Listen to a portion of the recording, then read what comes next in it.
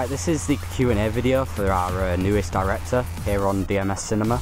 Here we have Necromancer, as you would have seen in the first part of this video.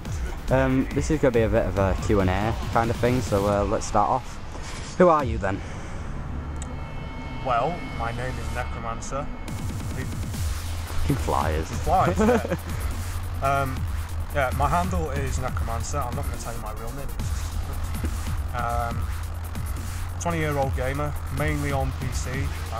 I do have quite a few retro consoles.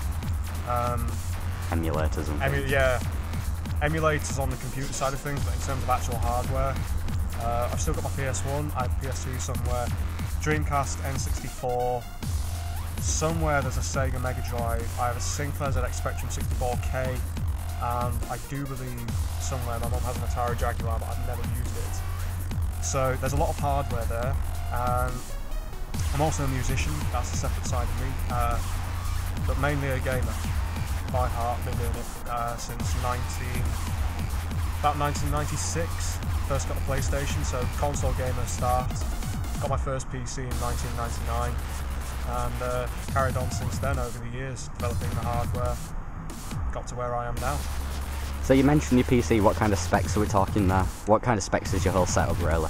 My current setup, tiny bit dated, but it's had a few upgrades over the time. It's currently processors an Intel Q6600, stock is 2.4, it's currently running at just under 3.1 gigahertz. It's an Asus P5Q Deluxe motherboard. In that we've got at the moment an NVIDIA GTX 460, that's a gigabyte version, that's just been overclocked this morning. The memory is now running at 2.1 gigahertz, that's doubled, so it's effectively it's 4.2 gigahertz.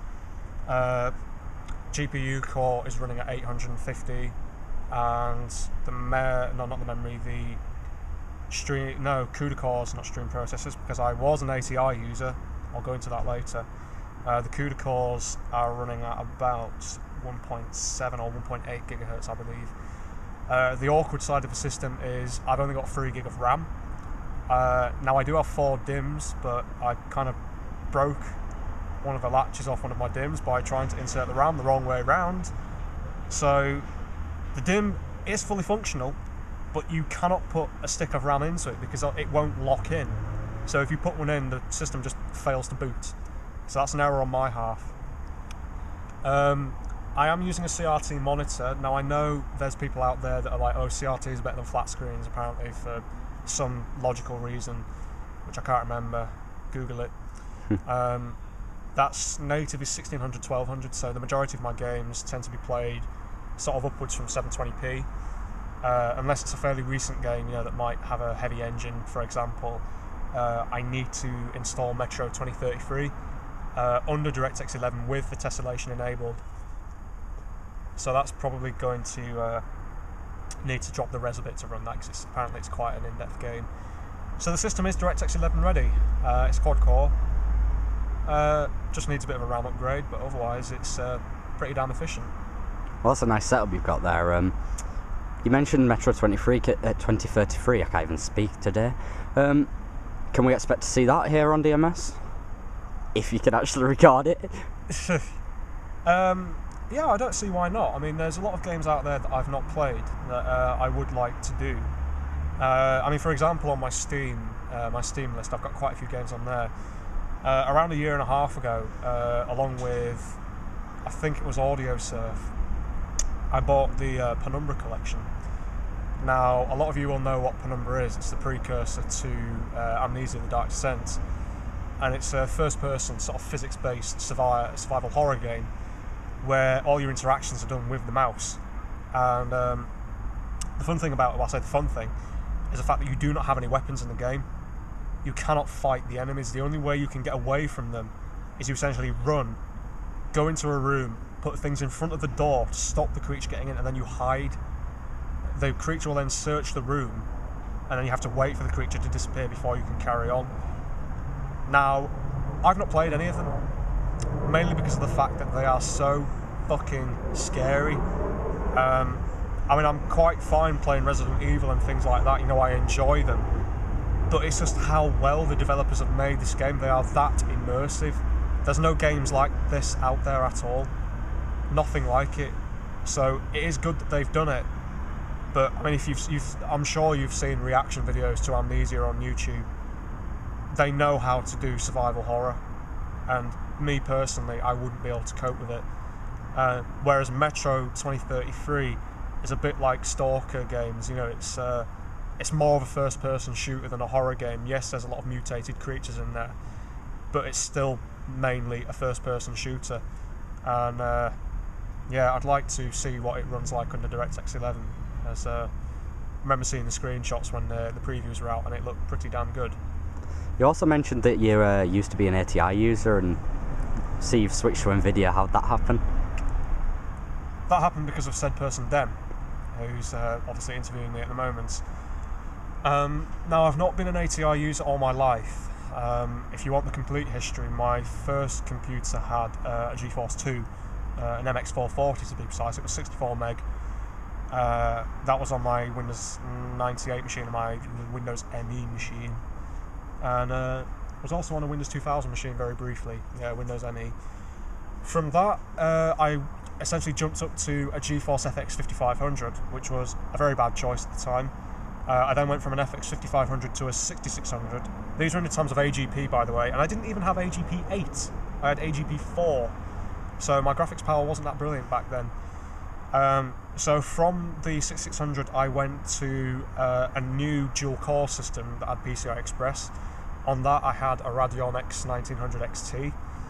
From that, I went to a Radeon 3850. The 3850 died, so I did an RMA and got a 3870. Then I got bored of the 3870, so I went and bought a 3870 X2, which is just basically the same as a 3870, albeit with a clone of the GPU. I had that up until sort of mid last year, and that card died.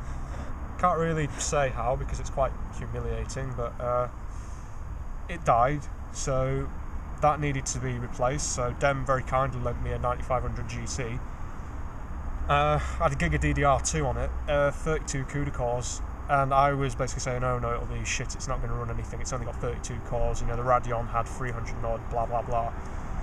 Put it in my system, and yeah, I was quite surprised at how damn efficient it was. To say it only had 32 cores, I was playing Portal 2, Assassin's Creed Brotherhood, Bulletstorm and that. Fair enough, low res, sort of 1024, 768. Portal 2 was 1280, 1024, but I could still max them out and it worked. So I was just impressed. So I went online and I've recently bought a 460 for £105. Put it in my system this morning, and from the one benchmark I did, I was highly impressed. So I'm going to be doing some more benchmarks and game runs through with the 460 and try and get some proper performance outputs from it. So you mentioned your game run-throughs. What can we expect to see over on DMS? Like what you're going to contribute to our channel? Right, we're going to have a mix of things. Now, we're going to have PC games, a nice mix there, RPGs, first-person shooters, maybe the odd RTS if I can actually try and get myself into playing them, because I'm not really a fan of RTSs. And there might be a few emulator games in there. Can try and do a direct capture of those. I've got a couple of old PS1 games lying around that, since I don't actually have a capture card for my TV, for my PlayStation, I figured it'd be easier just to put the disc into the computer, so they are being played legally, so there shouldn't be any problems with that. And yeah, the game ones are going to have some commentary on, so some are going to be sort of serious run-throughs, you know, either reviews of games or my favourite sections in games that I can point out. And some of the other ones are basically going to be, if you know Yahtzee from Zero Punctuation, maybe not as strong as him, you know, not as fast-paced, but some sort of sarcastic comments about certain games, you know, about things.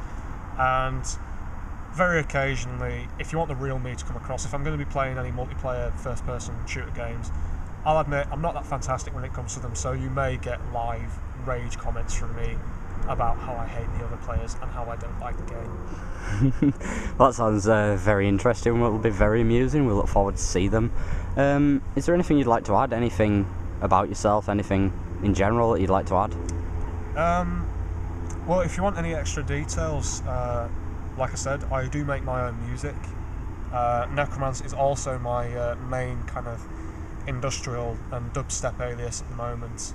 I know it sounds like a weird combination, industrial and dubstep, but I don't mean together. I don't want to sound big-headed by going I'm a bit multi-talented, but I can pretty much go into any genre required. So if somebody says make some dubstep, I will make dubstep, and it won't sound like crap dubstep, it will sound good.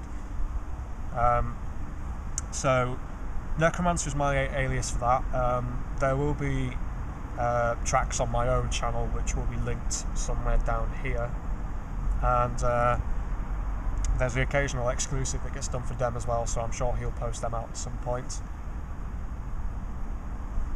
And yeah, that's kind of that. I mean, I do the occasional bit of video editing as well at home. Nothing professional to other standards. It's kind of sort of particle effects and working in Vision Lab and that, you know, sort of pissing around with lightsabers and plasma balls and various items. So they're just things I do in my spare time. If I get a bit bored, I'll shoot a quick video with my webcam and work on that. And yeah, that's kind of about it. Not much really to say. It's going to be a new experience for me doing videos for the channel, so I just hope that people enjoy what's there. Thank you very much, and we look forward to seeing you over on DMS. Thank you very much.